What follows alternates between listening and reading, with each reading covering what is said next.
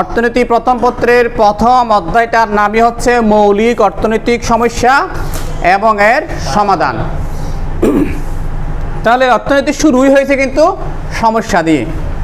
অর্থনীতি সাবজেক্টটার জন্মই হয়েছে কোত্থেকে? সমস্যার ভিত্তিতে। তো সমস্যাটা কেন? কারণ আমরা জানি যে আমাদের মানুষের চাহিদার কোনো শেষ নেই, চাহিদার কোনো শেষ নেই, কিন্তু সেই চাহিদা বা সেই অভাব পূরণ করার জন্য যেই পরিমাণ সম্পদ দরকার প্রকৃতিতে সেই পরিমাণ সম্পদ অ্যাভেলেবল নয় বা পর্যাপ্ত নয়। সোজা কথায় আমাদের সম্পদের একটা সীমাবদ্ধতা আছে। সম্পদের একটা কি আছে? সীমাবদ্ধতা আছে। এই সম্পদের সীমাবদ্ধতার কারণেই মূলত আমরা আমাদের সব অভাব চাহিদা মাত্রই পূরণ করতে পারি না। আর এই যখন আমরা আমাদের অভাব চাহিদা মাত্রই পূরণ করতে পারি না, তখনই সৃষ্টি হয় সমস্যা। ঠিক আছে? তাহলে সম্পদের স্বল্পতার কারণেই মূলত মানুষের অর্থনৈতিক সমস্যার সৃষ্টি হয়। এবারে আসি, এই সম্পদের স্বল্পতা জিনিসটাকে আর একটা শব্দে নির্ণয় করা হয় বা ইন্ডিকেট করা হয়, সেটা হচ্ছে দুষ্প্রাপ্যতা, যেটাকে ইংরেজিতে বলা হয় স্কারসিটি। এই দুষ্প্রাপ্যতা এই শব্দটার অর্থ হচ্ছে যে কি, সম্পদের স্বল্পতার কারণে মানুষের যে অসীম অভাব, সেই অভাবগুলো পূরণ করা সম্ভব হচ্ছে না। এটাই হলো দুষ্প্রাপ্যতা। সোজা কথায় মানুষের অভাবের তুলনায় সম্পদের যে স্বল্পতা, এটাকে বলা হয় দুষ্প্রাপ্যতা। এই দুষ্প্রাপ্যতার কারণেই মানুষ তার অসংখ্য অভাবের মধ্য থেকে অতি গুরুত্বপূর্ণ অভাবগুলো বা অতি প্রয়োজনীয় অভাবগুলো আগেই বাছাই করে নেয়। তাহলে এই অসংখ্য অভাবের মধ্য থেকে অতি প্রয়োজনীয় অভাবগুলো বাছাই করাটা, এটাকে বলা হয় আবার নির্বাচন, চয়েস বলা। ঠিক আছে? এবার আমরা একটু মূল পাঠে যাই। প্রথমে আসি মৌলিক অর্থনৈতিক সমস্যা। যদিও বা সম্পদের স্বল্পতার কারণে মানুষের অর্থনৈতিক সমস্যার সৃষ্টি, তো বিভিন্ন অর্থনীতিবিদগণ মানুষের এই অর্থনৈতিক সমস্যা নিয়ে বিভিন্নভাবে ব্যাখ্যা বিশ্লেষণ করেছেন। তার মধ্যে অধ্যাপক P.S. স্যামুয়েলসন একটি গ্রহণযোগ্য সংখ্যা দাঁড় করিয়েছেন। ওনার মতে মানুষের মৌলিক অর্থনৈতিক সমস্যা হচ্ছে তিনটি। কয়টি? তিনটি। সেগুলো কি কি? কি উৎপাদন করতে হবে, কিভাবে উৎপাদন করতে হবে, কার জন্য উৎপাদন করতে হবে। What to produce, how to produce, for hmm to produce. এই তিনটিকেই বলা হয় মূলত মৌলিক অর্থনৈতিক সমস্যা। কারণ একটা দেশের সর্বপ্রথম প্রশ্ন হয়, যখন আমার একটা দেশের মানুষের অভাব পূরণ করতে যাব, তাহলে আমার দেশের মানুষের জন্য কি লাগবে, মানে কি উৎপাদন করতে হবে। সাপোজ আমাদের দেশের মানুষের প্রধান খাদ্য হচ্ছে ভাত, যেহেতু আমাদেরকে বলা হয় ভাতে মাছে বাঙালি। এরপরেও কি আমরা ভাতের পাশাপাশি আমরা রুটি খাই না?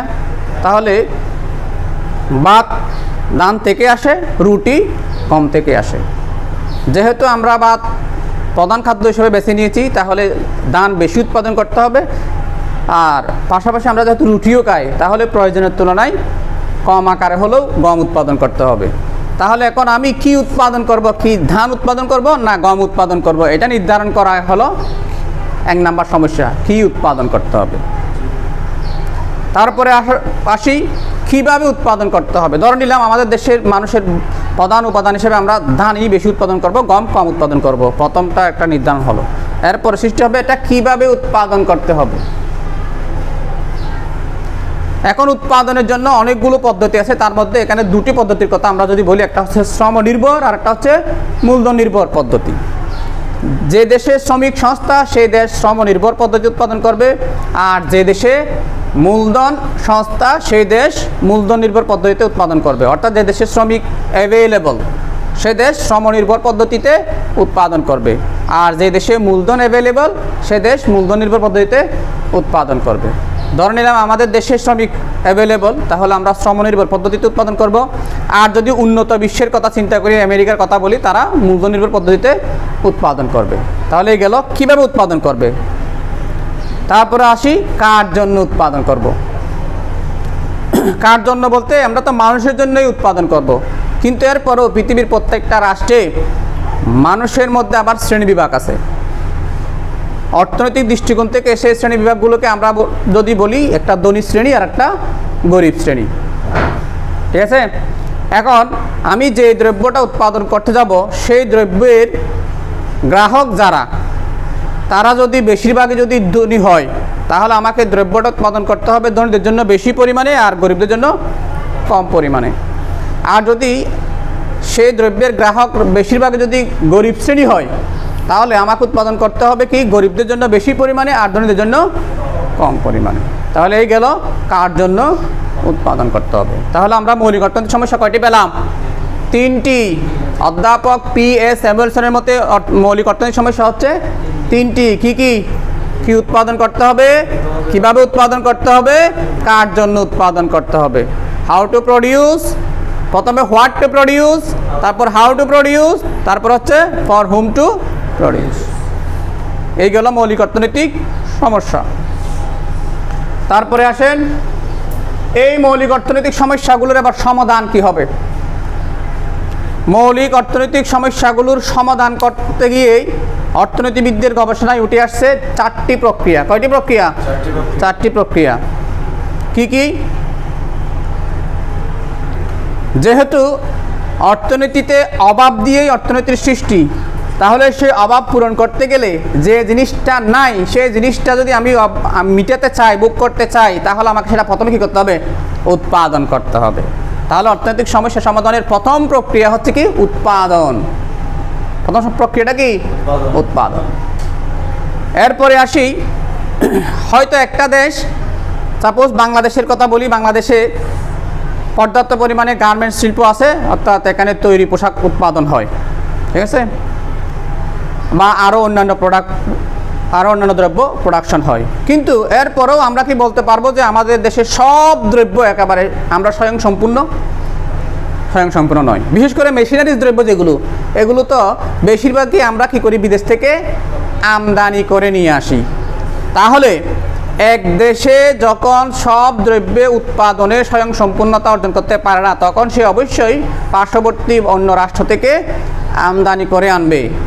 আর আমার দেশে যেটা সবচেয়ে বেশি পরিমাণ উৎপাদন হয় সেটা আমাদের চাহিদা মেটানোর পর অতিরিক্ত যা থাকবে তা আমরা কি করব? অন্য দেশে রপ্তানি করব। তাহলে এই আমদানি এবং রপ্তানি এটাকে বলা হয় বিনিময়। এটা কি? বিনিময়। অর্থাৎ একটি দেশ যে দ্রব্যে স্বয়ংসম্পূর্ণ এবং অতিরিক্ত উৎপাদন করে, তার চাহিদা মেটানোর পর অতিরিক্ত দ্রব্যটা সে অন্য দেশে রপ্তানি করবে, আর যে দ্রব্যটা তার দেশে নাই সেটা অন্য দেশ থেকে আমদানি করে নিয়ে আসবে। এটাকে বলা হয় কি? বিনিময়। তাহলে অর্থনৈতিক সমস্যা সমাধানের আরেকটি গুরুত্বপূর্ণ উপাদান হলো বিনিময়। কথা বুঝাইতে পারছি? এখন আমি কিছু প্রথমে 1 নম্বরে উৎপাদন করলাম নিজের দেশে যা সম্ভব, দ্বিতীয়ত যেগুলো আমার দেশে উৎপাদন করা সম্ভব নয় সেগুলো বিনিময়ের মাধ্যমে নিয়ে আসলাম। এখন কি করব? বন্টন। এই দ্রব্যগুলো কী করতে হবে? বন্টন করতে হবে। বন্টন করা মানে কি? যার যেটা প্রাপ্য তাকে সেটা দেওয়া। যার যেটা প্রাপ্য তাকে সেটা দেওয়া হলো কি? বন্টন। যদি আমরা সুষম বন্টন নিশ্চিত করতে পারি তাহলে একটি দেশের অর্থনৈতিক ব্যালেন্স তৈরি হবে।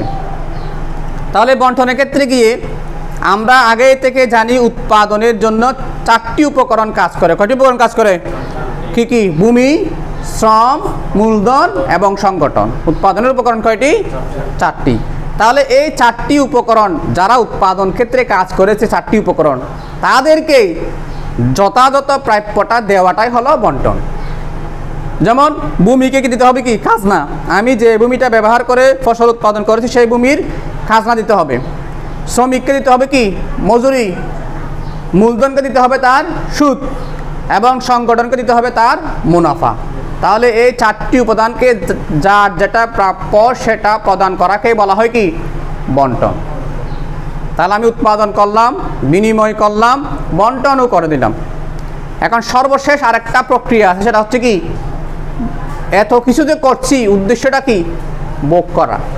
উদ্দেশ্য কি? ভোগ করা। কারণ একটা কথা আছে না, ভোগেই প্রকৃত সুখ। তাহলে এই দ্রব্যটা যেটা আমি উৎপাদন করে অথবা বিনিময় করে আনলাম, সেই দ্রব্যের উপযোগটা একেবারে নিঃশেষ করে ফেলাটাকে বলা হয় ভোগ। এটাই হলো অর্থনৈতিক সমস্যা সমাধানের একেবারে চূড়ান্ত পর্যায়। তাহলে অর্থনৈতিক সমস্যা সমাধানের পর্যায়ে কয়টির কথা বললাম? 4টি। কি কি? উৎপাদন, বিনিময়, বন্টন এবং ভোগ। এই 4টি প্রক্রিয়ায় অর্থনৈতিক সমস্যার সমাধান হয়ে থাকে। এটা ক্লিয়ার? এরপরে আসো উৎপাদন সম্ভাবনা রেখা। উৎপাদন সম্ভাবনা রেখা। উৎপাদন সম্ভাবনা রেখার কথা যখন বলছে তাহলে একটু রেখাটা দেখেই। উৎপাদন সম্ভাবনা রেখা মূলত এটা একটা রেখা।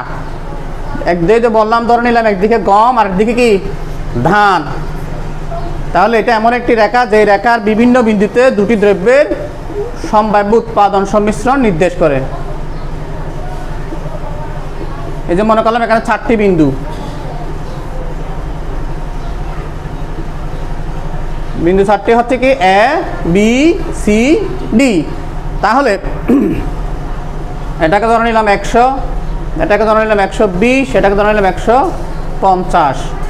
সেম একইভাবে এদিকে 100, 120, 150। এবার দেখেন এই যে একটা রেখা এ থেকে ডি পর্যন্ত, এটাকে বলা হয় উৎপাদন সম্ভাবনা রেখা বা বাজেট রেখা। এই রেখার বৈশিষ্ট্য হচ্ছে কি, এই রেখার প্রত্যেকটা বিন্দুতে, যেমন এ বিন্দু, বি বিন্দু, সি বিন্দু, ডি বিন্দু, প্রত্যেকটা বিন্দুতেই দুটি দ্রব্য মানে একটি গম আর একটা কি ধান, এই দুটি দ্রব্যের উৎপাদন সম্মিশ্রণ নির্দেশ করে, ভিন্ন ভিন্ন উৎপাদন সম্মিশ্রণ নির্দেশ করে। তবে এই রেখার বাইরে গিয়ে উৎপাদন করা সম্ভব নয়, কারণ এটা এক ধরনের বাজেট রেখা বা সীমানা রেখা। আমার দেশের যে পরিমাণ সম্পদ আছে তা দিয়ে আমি এই রেখার ভিতরেই উৎপাদন করতে পারবো, এর বাইরে গিয়ে উৎপাদন করার মতো সামর্থ্য আমার দেশে নাই। এই সীমানাকে বলা হয় উৎপাদন সম্ভাবনা রেখা। তাহলে এখানে যদি মনে করো আমি বিদ্যুৎ যদি উৎপাদনের সিদ্ধান্ত নিই, তাহলে 0 থেকে 150 মানে 150 একক গম উৎপাদন হবে, কিন্তু সেক্ষেত্রে ধানের উৎপাদন হবে 0। আর যদি আমি বি বিদ্যুৎ উৎপাদনের সিদ্ধান্ত নিই, সেক্ষেত্রে দেখা যাচ্ছে দেখি 120 একক গম উৎপাদন হবে, কিন্তু সেক্ষেত্রে ধানের উৎপাদন হবে 100 একক। যদি সি বিদ্যুৎ উৎপাদনের সিদ্ধান্ত নিই, তাহলে সেক্ষেত্রে গমের উৎপাদন হবে 100 একক, ধানের উৎপাদন হবে 120 একক। আর যদি ডি বিদ্যুৎ উৎপাদনের সিদ্ধান্ত নিই, সেক্ষেত্রে গমের উৎপাদন হচ্ছে 0 আর ধানের উৎপাদন হচ্ছে 150 একক। এটাই হলো উৎপাদন সম্ভাবনা রেখা। ঠিক আছে? তাহলে পরীক্ষা যদি আসে উৎপাদন সম্ভাবনা রেখা কাকে বলে, তাহলে এক বাক্যে বলে দিবে উৎপাদন সম্ভাবনা রেখা হচ্ছে এমন একটি রেখা যে রেখার প্রত্যেকটা বিন্দুতেই দুটি দ্রব্যের সম্ভাব্য উৎপাদন সম্মিশ্রণ নির্দেশ করে। এটা ক্লিয়ার? এরপরে আসি সুযোগ ব্যয়। কি ব্যয়? সুযোগ ব্যয়। আমরা তো টাকা পয়সা ব্যয়ের কথা শিখছি, আবার সুযোগ কেমনে ব্যয় হয়। অর্থাৎ আমার মনে করে এই যে এ থেকে ডি পর্যন্ত এটা 1 খণ্ড জমি ধরে নিলাম, 1 খণ্ড কি জমি। এই জমিতে আমি চাইলে গম উৎপাদন করতে পারি, ধানও উৎপাদন করতে পারি। এখন যদি মনে করো প্রাথমিকভাবে আমি বি বিন্দুতে আসি। কোথায় আসি? বি বিন্দুতে। যখন আমি বি বিন্দুতে আসি তখন আমার গমের উৎপাদন হচ্ছে 120 একক, ধানের উৎপাদন হচ্ছে কি 100 একক। এই অবস্থায় আমাকে যদি বলা হয় আপনার ধানের উৎপাদন বাড়াইতে হবে, অথবা আমি যদি ধান উৎপাদন বাড়াইতে চাই, ধানের উৎপাদন বৃদ্ধি করে 100 থেকে 120 এককে যদি নিয়ে যেতে চাই, তাহলে আমাকে কি করতে হবে? গমের উৎপাদন 120 থেকে 100-তে নেমে আসতে হবে। ঠিক আছে? তাহলে আমি ধানের উৎপাদন 100 থেকে 120-এ বৃদ্ধি করার জন্য, অর্থাৎ এদিকে কতটুকু 20 একক বৃদ্ধি করার জন্য ওইদিকে গমের উৎপাদন 20 একক কী করতেছি? ছেড়ে দিচ্ছি। এটাকেই বলা হয় সুযোগ ব্যয়। অর্থাৎ একটি দ্রব্যের উৎপাদন বৃদ্ধি করার জন্য আর একটি দ্রব্যের উৎপাদন ছেড়ে দেওয়া, আরেকটি দ্রব্যের উৎপাদনের সুযোগটা হাতছাড়া করা, এটাকে বলা হয় সুযোগ ব্যয়। তা বুঝতে পারছি? সেম চিত্র দিয়েও এটাও ব্যাখ্যা করতে পারব। তাহলে সুযোগ ব্যয় গেল। এবার আসেন অর্থ ব্যবস্থা বা অর্থনৈতিক ব্যবস্থা, যেভাবেই থাকুক পরীক্ষায়। বিষয়টা কি? বিষয়টা হচ্ছে যে কি, প্রত্যেকটা দেশের, প্রত্যেকটা সমাজের, প্রত্যেকটা রাষ্ট্রের একটা রীতিনীতি থাকে, একটা কি থাকে, রীতিনীতি থাকে, একটা প্রচলিত রীতিনীতি থাকে, সেটার উপর ভিত্তি করেই ওই দেশের অর্থনীতি গড়ে ওঠে। তাহলে যে কোনো দেশের রীতিনীতির উপর ভিত্তি করে যে অর্থনৈতিক ব্যবস্থা তৈরি হয় তাকে বলা হয় ওই দেশের অর্থ ব্যবস্থা। ওই দেশের কি অর্থ ব্যবস্থা। এবার আসি, সেই অর্থ ব্যবস্থা আবার কয় ধরনের? বর্তমান পৃথিবীতে 4 ধরনের অর্থ ব্যবস্থা প্রচলিত। কয় ধরনের? 4 ধরনের অর্থ ব্যবস্থা প্রচলিত। সেগুলো কি কি? সেগুলো হচ্ছে গণতন্ত্র, সমাজতন্ত্র, মিশ্র এবং ইসলামী অর্থব্যবস্থা।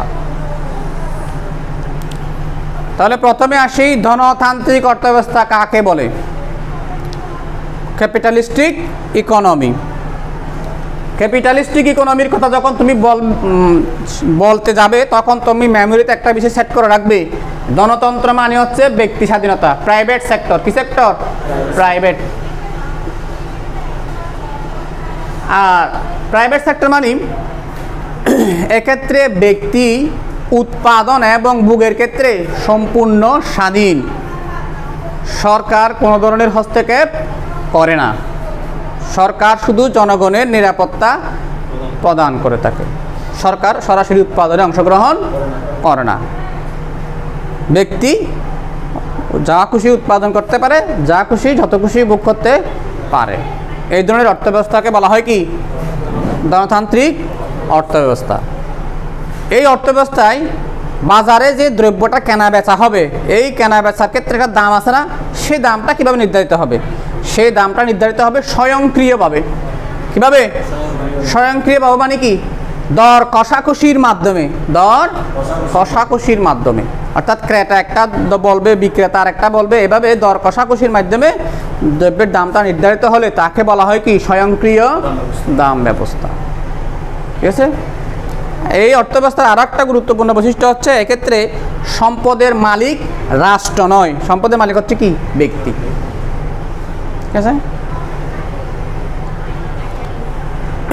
তাহলে সংক্ষেপে মনে রাখবে কি, যে অর্থব্যবস্থায় উৎপাদন এবং ভোগের ক্ষেত্রে ব্যক্তি সম্পূর্ণ স্বাধীন, সরকারের কোনো হস্তক্ষেপ থাকে না এবং দর কষাকষির মাধ্যমে দ্রব্যের দাম নির্ধারিত হয় এবং সম্পদের উপর ব্যক্তি মালিকানা প্রতিষ্ঠিত, তাকে বলা হয় কি? গণতান্ত্রিক অর্থব্যবস্থা। Is it clear? দেন সমাজতন্ত্র। সমাজতন্ত্র হচ্ছে গভর্নমেন্ট। সমাজতন্ত্র কি? গভর্নমেন্ট। অর্থাৎ এক্ষেত্রে গণতন্ত্রের সম্পূর্ণ বিপরীত হচ্ছে সমাজতন্ত্র। গণতন্ত্রে দেখছিলাম উৎপাদন এবং ভোগের ক্ষেত্রে ব্যক্তি স্বাধীনতা, আর সমাজতন্ত্রে ঠিক তার উল্টা যদি হয়, সমাজতন্ত্র হচ্ছে এমন একটি অর্থব্যবস্থা যেখানে উৎপাদন এবং ভোগের ক্ষেত্রে ব্যক্তির কোনো স্বাধীনতা নেই। ব্যক্তি ইচ্ছা করলে যা খুশি উৎপাদন করতে পারবে না, যত খুশি ভোগ করতে পারবে না। অর্থাৎ এক্ষেত্রে সরকারই সব কিছু নিয়ন্ত্রণ করবে। সরকার উৎপাদন করবে, সরকার নির্ধারণ করে দিবে কি উৎপাদন করতে হবে, সরকার নির্ধারণ করে দিবে কে কতটুকু ভোগ করতে পারবে। এবং এক্ষেত্রে ওই যে ধনতন্ত্রের মতো স্বয়ংক্রিয়ভাবে দামটা নির্ধারিত হয় না, এক্ষেত্রে দামটাও সরকার নির্ধারণ করে দেবে। তার মানে এখানে কোনো ব্যক্তি স্বাধীনতা নেই, সব কিছু সরকারিভাবে নিয়ন্ত্রিত।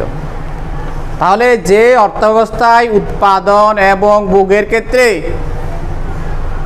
ব্যক্তি সম্পূর্ণরূপে স্বাধীন নয়, সরকার সব কিছু নিয়ন্ত্রণ করে, সরকার কি উৎপাদন করতে হবে, কি কতটুকু উৎপাদন করতে হবে, দ্রব্যটার দাম কি কতটুকু হবে, সব কিছুই নির্ধারণ করে দেয়, অর্থাৎ সব কিছুর মালিক হচ্ছে সরকার, তখন সেই অর্থব্যবস্থাকে বলা হয় সমাজতান্ত্রিক অর্থব্যবস্থা। বুঝতে পেরেছি? তাহলে গণতন্ত্রের সম্পূর্ণ বিপরীত হচ্ছে সমাজতন্ত্র। তাহলে প্রাইভেট সেক্টর গেল, গভর্নমেন্ট সেক্টর গেল। এবারে আসি মিশ্র অর্থব্যবস্থা।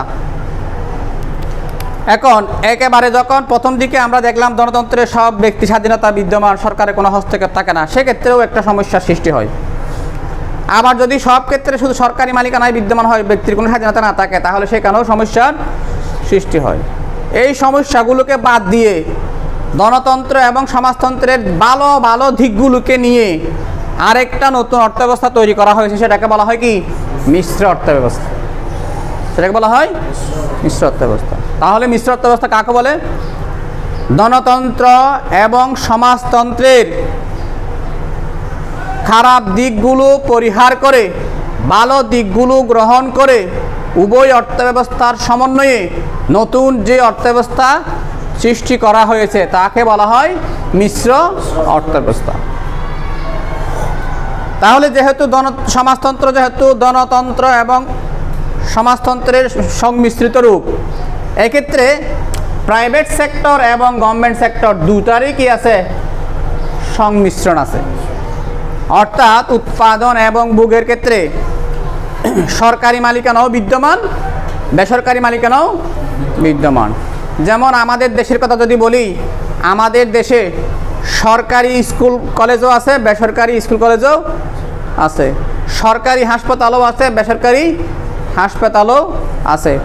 সরকারিভাবেও বিভিন্ন ইন্ডাস্ট্রি গড়ে উঠেছে, বেসরকারিভাবেও বিভিন্ন ইন্ডাস্ট্রি গড়ে উঠেছে। তার মানে আমাদের দেশে সরকারি মালিকানা এবং বেসরকারি মালিকানা অর্থাৎ প্রাইভেট সেক্টর এবং গভর্নমেন্ট সেক্টর দুটাই আছে। সুতরাং আমাদের দেশের অর্থব্যবস্থাকে আমরা কোন ধরনের অর্থব্যবস্থা বলতে পারি? মিশ্র অর্থব্যবস্থা বলতে পারি। Is it clear? এবার এই মিশ্র অর্থব্যবস্থায় দামটা কীভাবে নির্ধারিত হবে? এখানেও কিন্তু দাম নির্ধারণের ক্ষেত্রে ওই স্বয়ংক্রিয় দাম ব্যবস্থাকে গ্রহণ করা হয়েছে। অর্থাৎ এখানেও দর কষাকষির মাধ্যমে দ্রব্যের দামটা নির্ধারিত হয়। তবে সরকার চাইলে এই মিশ্র অর্থব্যবস্থায় কিছু কিছু দ্রব্যের ক্ষেত্রে দাম আগে থেকে নির্ধারণ করে দিতে পারে। আর এক্ষেত্রে যাতে শ্রম শোষণটা না হয় সেজন্য সরকার ন্যূনতম মজুরিটাও নির্ধারণ করে দেয়। এখন সর্বশেষে যেটা বলবো সেটা হচ্ছে কি ইসলামী অর্থব্যবস্থা।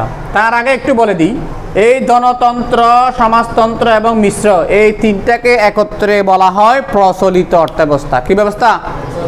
এই তিনটাকে একত্রে বলা হয় প্রচলিত অর্থব্যবস্থা। এবং এই তিনটা মানব গড়া অর্থব্যবস্থা, মানে মানুষের তৈরি করা।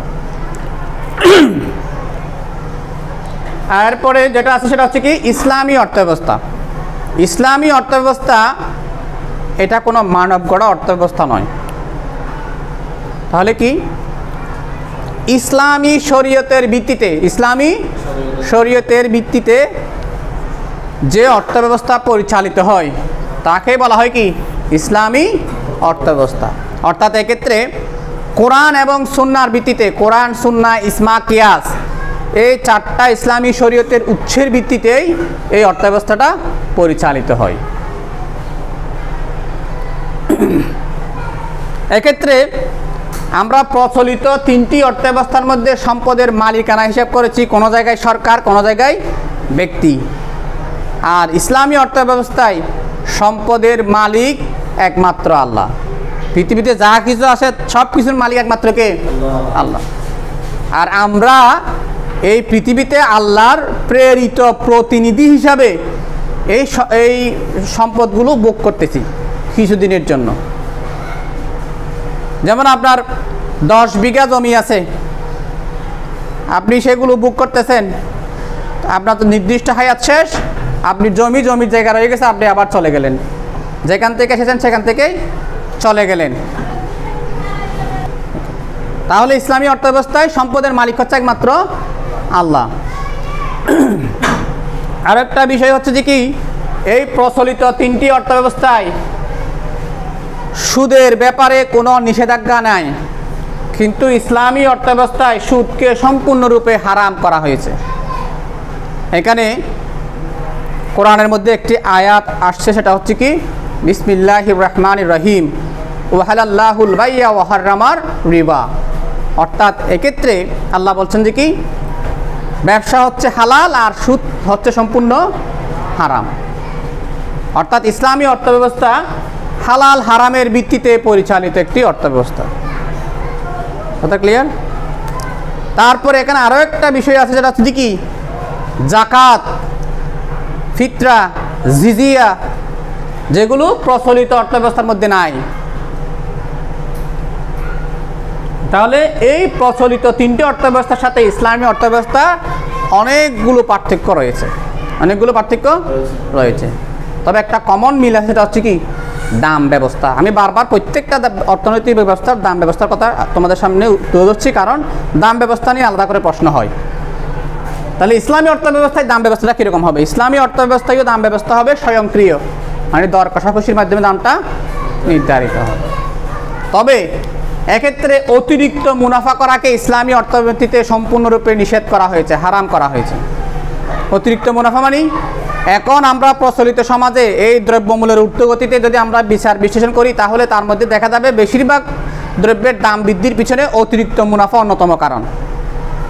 বিশেষ করে রমজান মাস যখন আসে, তখন কিছু অসাধু ব্যবসায়ীরা দ্রব্যের দামটা এমনভাবে বাড়ায় দেয়, হঠাৎ করে এক লাফে ডাবল হয়ে যায়। আসলে কি এটা উৎপাদন খরচ এক লাফে হঠাৎ করে ডবল হয় না। এটা মূলত ব্যবসায়ীরা অতিরিক্ত মুনাফা করার জন্য এই দামটা বৃদ্ধি করে। এই অতিরিক্ত মুনাফাটা কিন্তু ইসলামে সম্পূর্ণরূপে হারাম। এটা সহনীয় পর্যায়ে মুনাফা করতে হবে। সর্বশেষ টপিকস হচ্ছে দেখি ব্যষ্টিক এবং সামষ্টিক অর্থনীতি। তাহলে অর্থনীতির দুটি শাখা, কয়টি শাখা? দুটি শাখা। একটা হচ্ছে ব্যষ্টিক মানে ক্ষুদ্র মাইক্রো, আর একটা হচ্ছে সামষ্টিক, এটাকে বলা হয় ম্যাক্রো। অর্থাৎ আমরা ব্যক্তি পর্যায়ে ব্যক্তিগত জীবনে আমাদের প্রত্যেকের সাথে অর্থনীতি জড়িত। তাহলে আমার ব্যক্তিগত আয় ব্যয়, আমার একটা মনে করেন প্রতিষ্ঠান আছে, প্রত্যেকটা ব্যক্তির আলাদা একটা প্রতিষ্ঠান আছে, প্রতিষ্ঠানের ব্যক্তিগত আয় ব্যয় এগুলোকে যদি আলাদা আলাদা করে হিসাব করা হয়, পরিমাপ করা হয়, আলোচনা করা হয়, তখন অর্থনীতির ওই শাখাটাকে বলা হয় ব্যষ্টিক অর্থনীতি। অর্থাৎ অর্থনীতির যে শাখায় ব্যক্তি বা প্রতিষ্ঠানের আয় ব্যয় আলাদা আলাদা করে হিসাব করা হয়, পরিমাপ করা হয়, আলোচনা করা হয়, তখন অর্থনীতির ওই শাখাকে বলা হয় কি? ব্যষ্টিক অর্থনীতি। আর সামষ্টিক অর্থনীতি হচ্ছে কি? আমরা সবাই মিলে যদি ভোক্তা হই, ক্রেতা হই, তাহলে আমাদের একজনের চাহিদা এক রকম, সবগুলোকে যোগ করলে হবে সামষ্টিকভাবে সামগ্রিক চাহিদা। আবার বিক্রেতা, এখানে মনে করেন 10 জন বিক্রেতা আছে, এক একজন এক এক রকম দ্রব্য বিক্রি করে, সব বিক্রেতার যোগানকে যদি একত্র করা হয়, তখন সেটা হবে সামগ্রিক যোগান। ঠিক আছে? আমাদের সবার আয়কে যদি একসাথে যোগ করা হয়, তাহলে সেটা হবে সামগ্রিক আয় বা জাতীয় আয়। তো এভাবে অর্থনীতির ক্ষুদ্র ক্ষুদ্র বিষয়গুলো আলাদা আলাদাভাবে আলোচনা না করে, তবে সামষ্টিক অর্থনীতির কথা বলছিলাম কি? অর্থনীতির যে শাখায় সব কিছুকে এক সামগ্রিকভাবে আলোচনা করা হয়, যেমন যখন চাহিদাকে আলোচনা করবে তখন সামগ্রিক চাহিদা নিয়ে আলোচনা করবে, যোগান আলোচনা করলে সামগ্রিক যোগান নিয়ে আলোচনা করবে, আয় আলোচনা করলে সামগ্রিক আয় বা জাতীয় আয়কে নিয়ে আলোচনা করবে, ব্যয় আলোচনা করলে সামগ্রিক ব্যয় বা জাতীয় ব্যয়কে বা ন্যাশনাল কস্টকে আলোচনা করবে। যদি এভাবে অর্থনীতির সব কিছুকে একসাথে আলোচনা করা হয়, সামগ্রিকভাবে আলোচনা করা হয়, তাহলে অর্থনীতির ওই শাখাকে বলা হয় সামষ্টিক অর্থনীতি। তাহলে এই ছিল তোমার প্রথম অধ্যায়ের একেবারে সারমর্ম। এই বিষয়গুলো যদি তোমরা ভালো করে কয়েকবার ভিডিওটা রিপিট করে শুনো, আশা করি তোমরা সব কিছু এখান থেকে পরীক্ষায় সৃজনশীল আসুক, জ্ঞানমূলক আসুক, অনুধাবক আসুক, এমসিকিউ আসুক, আনসার করতে পারবে। পরবর্তী ক্লাসের জন্য আমন্ত্রণ রইল। সবাই সুস্থ থাকবেন। ধন্যবাদ।